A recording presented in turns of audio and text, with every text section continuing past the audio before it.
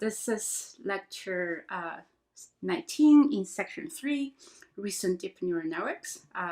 Here we're providing a very rough and quick survey. All right, this is the module 1. We're revising that general nutshell view we used to organize the class into a deep learning in a nutshell view. So differently, we are adding one more variable that is a hardware variable. So the reason behind such a design is because it's very hard to make important topics of deep learning fit on just one session schedule. So we similar philosophy like what we use to design the class is we aim to make the content reasonably digestible and in an introductory manner.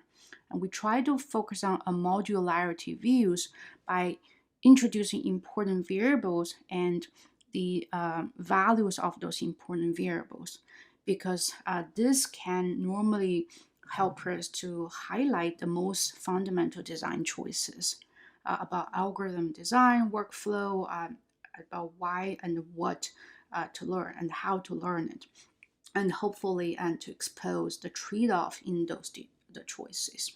All right, so let's get started. In deep neural networks, very similar to the Lego building. So with such a flexible and also like normally very complex composition, so we have 7 variables we use to digest them, to chunk them into different kinds of chunks.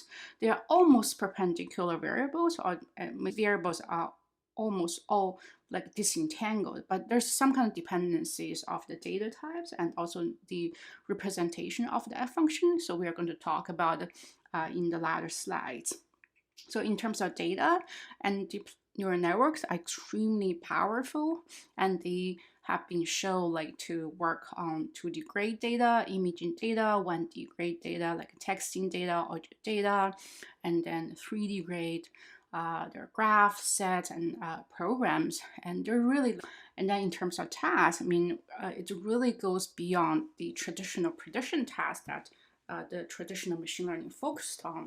And then there are generation tasks, reinforcement tasks, reasoning tasks, and also there are so many different kinds of the neural network topologies here.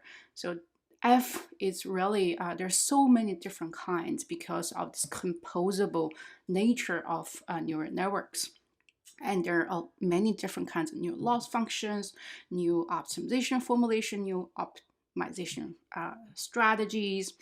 And so some of those are also coupled with these hardware considerations.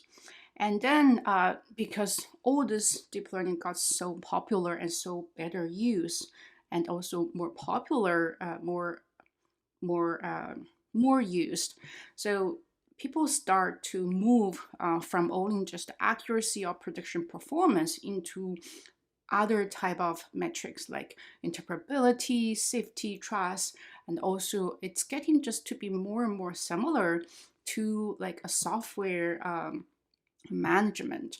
So there are a lot of potential ideas like a verification, workflow, and this happening right now. And then this last extra variable I added, it's also very important, is because the state of the art, there's so many edge devices are just entering like all of our life, right? I mean, there's a very important topic is how do we push this family of very important deep neural network hardware, deep neural network software models into edge devices. So that's also a very important topic. Okay, so let's just start to see what I can or what I put in this short session. So there's no way I put all possible topics. So I just selected some of the topics that I feel are interesting, and then also kind of expanding upon our previous topics or previous lecture. So it's really it's kind of conditioned on what we have covered in this class. So this is a very short list. on the data angle, we talk about graph and the programs. I mean, in task angle, we really goes beyond not a prediction task, but more other type of tasks. And in terms of representation, actually in the previous, we have one lecture cover CNN convolution on neural networks, and we also had another session cover those neural network models on text or language input.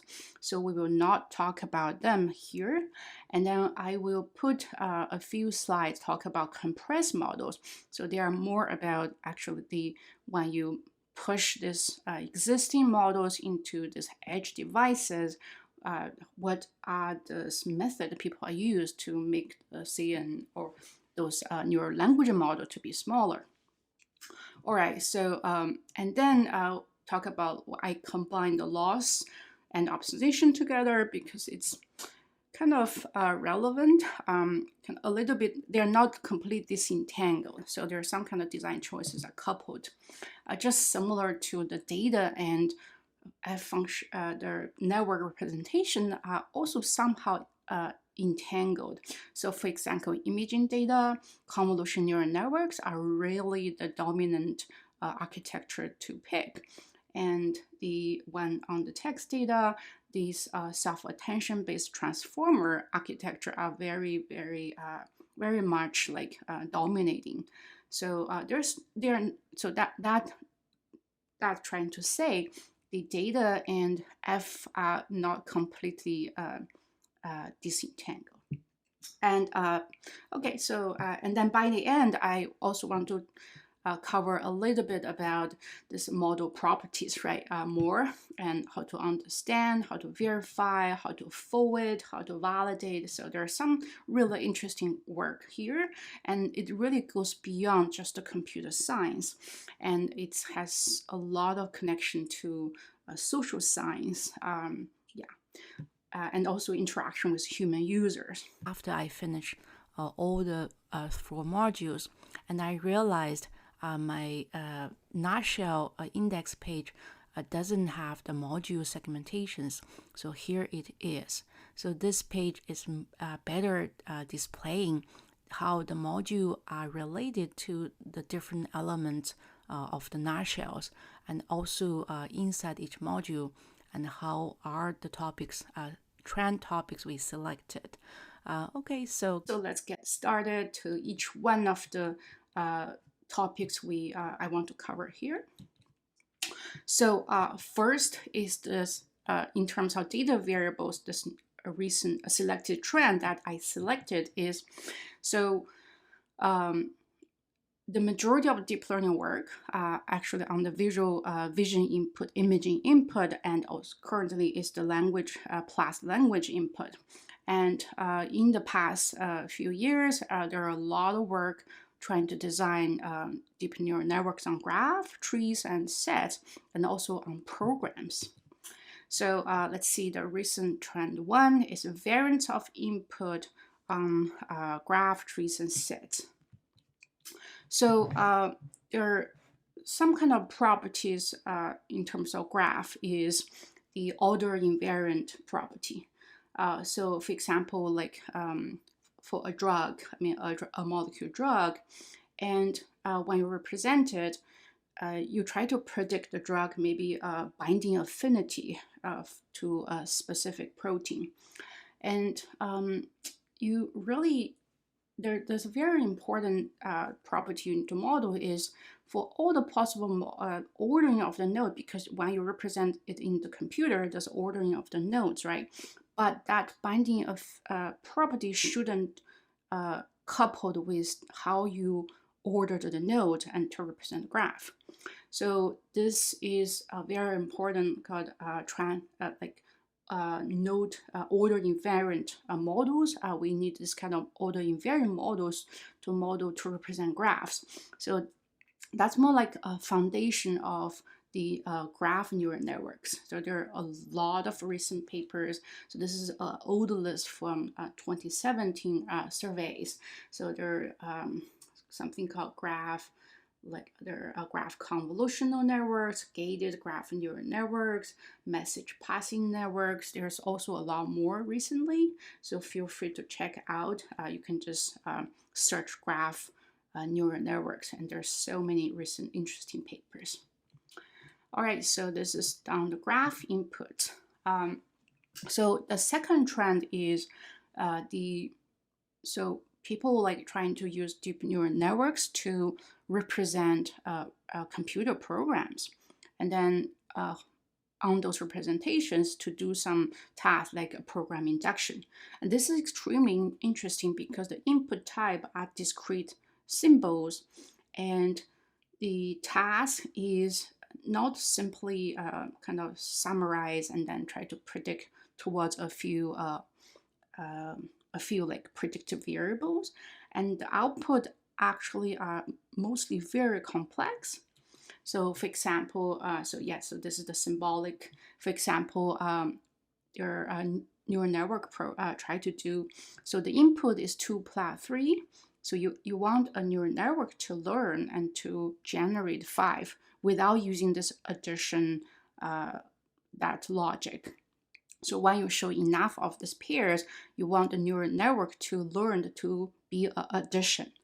And the other type is you can just feed in 2 and 3 and then output a 5. And then essentially it just gives you this SUM, summation reasoning machine, and just based on historical data.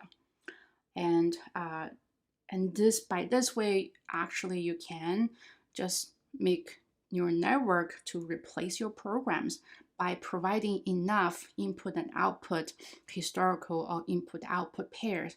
And then we don't need a coder, a programmer to write the programs. We let neural networks to learn, to induce a program automatically. So this is extremely exciting. And then there are a lot of work like DeepCoder, and there's a lot of recent work on this direction. The one very classic type of neural network models that can perform this program induction learning is the neural Turing machine. A neural Turing machine has a controller and has a writing head and a reading head from a memory block. And so it's a relatively complicated mechanism, so I will not talk about it here. So feel free to check out the papers. So neural Turing machine can learn like the computer program reasoning tasks, and it also can work on those type of sequential decision tasks that the taking the input and output are symbolic. So this is a kind of neural block that can perform on sequential symbolic forms. All right, so we talk about 2 new type of data that are very interesting, and then have a two family of deep learning models trying to solve and learn a better representation and perform better reasoning on those type of data. So next is the task variable, but I will skip it. I will directly jump into representation. And so this is still part of the module 1. So the reason why I kind of combine the data variable chunking and representation variable chunking is because, so even though they sound like disentangled variables, like a data variable and a representation variable, but if you look at the history of deep learning landscape, they are always very correlated to each other. So for example, the grid type of data are really kind of dominated by conv net type of functional deep modeling. The language type of input data type are now dominated by self-attention based kind of neural modeling, the neural network modeling. And graph is by graph neural networks, and the symbolic, like we just mentioned, is by this kind of neural Turing machine based modeling. So we can essentially think about one kind of family of data types are normally best handled by one family of the neural network models. So we covered graph NN and a neural Turing machine. And also we use 2 lectures to cover the grid type, the convolution neural network to handle the grid 2D grid in that case, and also the language, the recurrent type of structures in the language modeling.